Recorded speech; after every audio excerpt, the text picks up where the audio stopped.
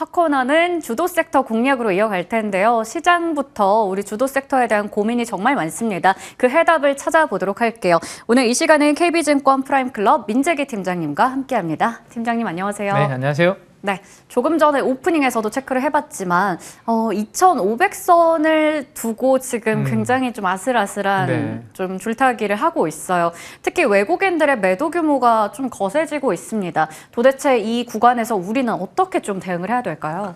네, 일단 뭐 어제도 그렇고 오늘도 그렇고 외국인들 유가증권 시장에서 매도의 상당 부분은 반도체 두 종목인 것 같습니다. 예.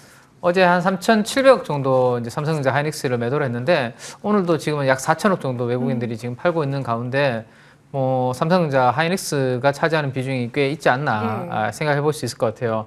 이미 알고 있고 어느 정도 염두를 해뒀음에도 불구하고 반도체에 관련된 뭐 지원이라든지 보조금 이런 부분들을 우리가 이제 받기 좀 어렵지 않겠나라는 분위기가 좀 형성이 좀 되고 있는 것 같은데 그렇다면 이 불확실성이 좀 해소가 돼야 될 것 같은데요.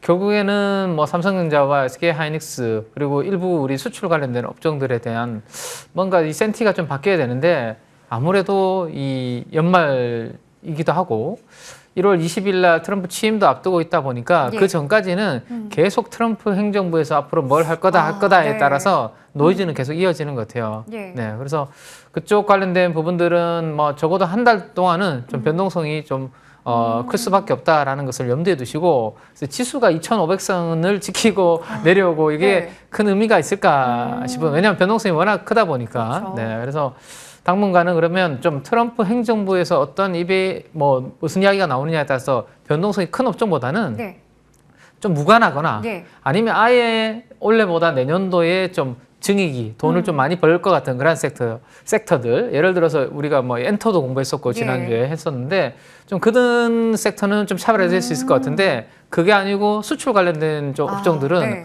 오늘도 한국은행에서 사실은 금리 인하를 깜짝 발표했잖아요. 내용들을 쭉 이렇게 보면 내수보다는 수출이 지금 좀 위험하기 때문에 선제적으로 대응한다라는 거거든요. 네, 그래서 그 부분들을 염두에 두시고 남아있는 한 달은 좀 대응하시는 게 좋지 않을까 싶습니다. 네, 올해도 이제 한 달 정도밖에 남지 않았는데 트럼프 취임 전까지는 이러한 변동성 장세가 좀 지속이 될 수 있기 때문에 우리가 오히려 좀 무관한 섹터 혹은 내년에 성장이 기대되는 쪽을 노려보자 얘기해 주셨습니다. 자, 그러면 오늘 우리가 공략해볼 주도 섹터는 어딜까요? 한번 체크해 볼게요.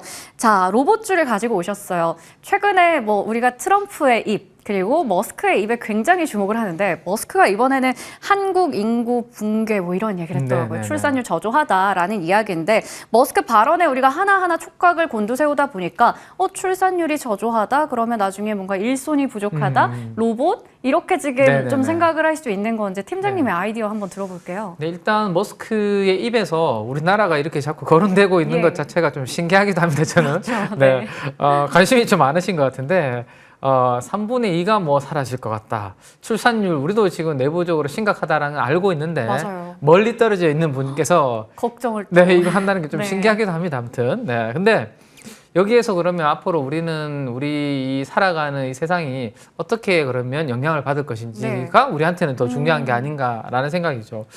그러면 결국엔 출산율이 떨어진다라는 것은 일할 사람들이 점점 줄어들죠. 줄어든다. 그래서 젊은 층이 줄어들고 그러면 그 부분들을 누군가는 또 재체를 해줘야 되는 부분들이 생기게 되죠. 최근에 젠슨왕도 여러 가지 뭐 행사에서 앞으로 AI 차세대의 물결은 휴머노이드 로봇이다라는 이야기들을 하고 있습니다. 이 로봇이 그냥 케이스만 있으면 아무 의미가 없죠. 거기에 이제 인공지능이 좀 탑재가 돼야 스스로 뭔가 할 수 있는 진짜 궁극적인 휴머노이드 로봇이 될 것이다라는 건데 머스크도 그렇고 젠슨왕도 그렇고 그래서 계속 휴머노이드 로봇을 이야기해 주는 걸 보면 최근에 로봇 관련주들이 뭐 꿈틀꿈틀 바닥에서 조금 하긴 하는데 그렇게 큰 시세는 아직 안 났거든요. 그럼 지금쯤 한번 좀 위치나 공부는 좀 해볼 필요가 있지 않나 뭐 그런 생각입니다. 우리 시가총액이 상대적으로 큰 종목이 레인보우 로보틱스, 그다음에 두산 로보틱스, 대장주죠. 대장주 두 종목인데 이들이 사실은 좀 움직여줘야 밑에 있는 작은 종목들도 움직일 텐데 아직 움직임을 보시면 연초 이후인데 마이너스 수익률을 두 종목 다 기록을 하고 있는데 그나마 두산 로보틱스보다 레인보우 로보틱스 파란색 선입니다. 최근 들어서 저점을 조금 높이면서 올라오고 있는 그런 모습이 나타나고 있거든요. 자, 그러면 일단 대장주의 레인보우 로보틱스가 이 중요한 이동평균선을 뚫고 앞으로 올라오는지 아마 121선인가 지금 머리 위에 있는데요. 201선인가 그 부분을 뚫고 올라오는지를 잘 봐야 될 것 같고 자 최근에 주가가 올라오면서 수급이 좀 달라지고 있는 모습입니다. 네. 기관 투자가들도 그렇고 외국인들도 그렇고 네, 11월 달 들어와서는 이제 또 저점에서 매수가 좀 들어오고 있는 그런 부분들이기 때문에 수급이 이어지면서 주가가 탄력적인 흐름을 연초에 부진을 좀 회복하는지를 일단 대장주로 잘 봐야 될 것 같고요. 네. 만약에 레인보우 로보틱스가 그런 움직임을 보인다라면 우리는 이제 큰 종목도 좋지만 그 아래에 있는 좀 작은 종목들까지도 공부를 좀 해둘 필요가 네. 있을 것 같은데 이 종목은 이제 최근에 상장했고 이제 약 한 달 정도 된 종목입니다. 네. 지금 그림 제목에서 보시는 것처럼 지능형 로봇이라고 이렇게 되어 있는데 네. 우리가 산업용 로봇을 보면 그 현장에서 근로자분들이 입력을 하면 그 네. 입력한 대로만 딱딱딱 움직이고 네. 그 이상의 로봇이 활동을 하기는 어려운 거거든요. 좀 더 자율적으로. 네, 그렇죠. 바꿔줘야 되잖아요. 네, 네. 근데 이 회사가 하고 있는 것은 인지하고 판단을 했는데 네. 물건이 크기가 다른 거를 스스로 구분해서 네. 이걸 내가 어떻게 해야 되겠다라는 것을 하게 만드는 정말 사람 한 명의 역할을 그렇죠. 하는 그 역할을 하는 거예요. 거죠. 단순 작업이 아니라 네, 네. 고도화된 작업을 할 수 있는 그런 부분들을 도와주는 게 이 CMS라고 보시면 될 것 같습니다. 그래서 앞으로 다양한 모양과 유연한 물체 작업이 가능한 이런 부분들은 좀 더 확대가 되지 않겠나라는 건데 지금 왼쪽에서 보시는 것처럼 눈으로 일단은 센싱을 하고요. 그 다음에 생각을 해서 최종적으로 좀 스스로 좀 움직이는 그런 부분들까지 앞으로 가능해지지 않을까라는 네. 생각이고 그 부분을 좀 도와주는 역할을 열심히 좀 연구를 하고 있다라고 보시면 될 것 같습니다. 근데 이쪽이 어디에 주로 많이 이제 영역에 들어가고 있냐면 지금은 초기 단계이기 때문에 우리 이커머스 있잖아요. 물류, 네. 네, 쿠팡이라든지 이쪽으로 분류를 일단 할 때. 그렇죠. 네. 근데 막 택배 물건들이 많이 들어오는데 크기가 다 다르지 않습니까? 네, 네. 그런 것들을 이제 알아서 스스로 잘 해주는 부분이 있고 또 하나는 여기 보시면 요즘 2차 전지가 아직은 조금 힘든데 네. 2차 전지가 안전하잖아요. 네. 조심해야 되는 거죠. 네, 네. 그래서 그런 부분들 혹시나 문제가 없는지를 정교한 작업. 네, 정교한 네. 작업, 검사까지도 잘 해주는 그런 부분들도 해주고 있다. 그래서 앞으로 이 지능형 로봇 시장은 성장률이 뭐 연평균 40% 가깝게 계속 성장을 30년까지 할 것이다. 그러면 성장률이 어쨌든 높은 쪽으로 우리가 계속 공부는 해야 되지 않을까 싶은데 오른쪽에 보시면 이미 이러한 부분들이 곳곳 산업의 접목이 되고 있습니다. 위에 보시면 아까 말씀드렸던 물류, 쿠팡이라든지 아래쪽에 보시면 뭐 전자제품, 자동차 회사들까지 이렇게 들어가 있고 2차 전지에 검사하는 부분까지 들어가 있는데 특이한 건요. 네. 이 회사의 전략적인 투자자들이 이 기업들이 들어와 있습니다. 네. 쿠팡이 뭐 들어와 있고요. SK텔레콤도 지분을 한 네. 7% 정도 뭐 이렇게 가지고 있고 네. GS 리테일도 전략적 투자자로 들어와 있기 때문에 이들이 같이 손을 잡고 있기 때문에 앞으로 성장하는 데 있어서 같이 도움을 좀 같이 받을 수 있지 않을까라고 생각을 네. 해보시면 좋을 것 같아요. 자, 근데 공모가가 3만 원인데 오늘 아침에 한 2만 원 정도 회복을 하다가 네. 다시 지금 좀 밀리는 그런 모습이 나타나고 있거든요. 그래서 만약에 머스크로 인해서 네. 로봇에 또 바람이 좀 불거나 네. 레인보우 로보틱스인 대장주가 시가총액이 좀 높아지거나 하면 공모가 대비해서 지금 많이 좀 아직은 떨어져 있는 네. 이 CMS도 추후에 회복할 가능성이 있기 때문에 어떤 내용을 하고 있는지는 좀 미리 공부해 두시면 좋을 것 같습니다. 네.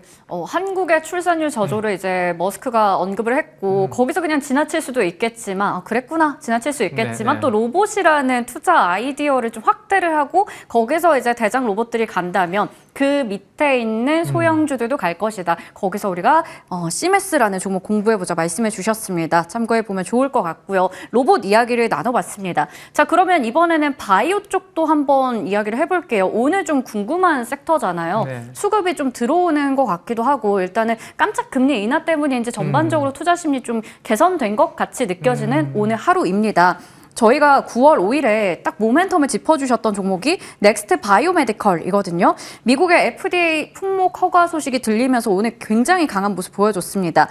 내시경 지혈제 시장이라고 하는데 그 성장성이랑 함께 우리가 다음 모멘텀을 노려볼 수 있는 바이오주 있을까요? 네, 일단 오늘 바이오주들의 반등은 최근에 낙폭 과대에 따른 일단은 뭐 반등 정도 있고 금리나 말씀하신 네, 것처럼 네. 그 영향이 있는 것 같은데 지난번에 우리가 이제 공부했던 이 넥스트 바이오 메디칼 같은 경우가 이제 앞으로 내시경이라든지 이런 부분들이 시술 건수가 네. 국내에는 많이들 하고 계신데 해외 쪽도 이제 늘어날 텐데 네.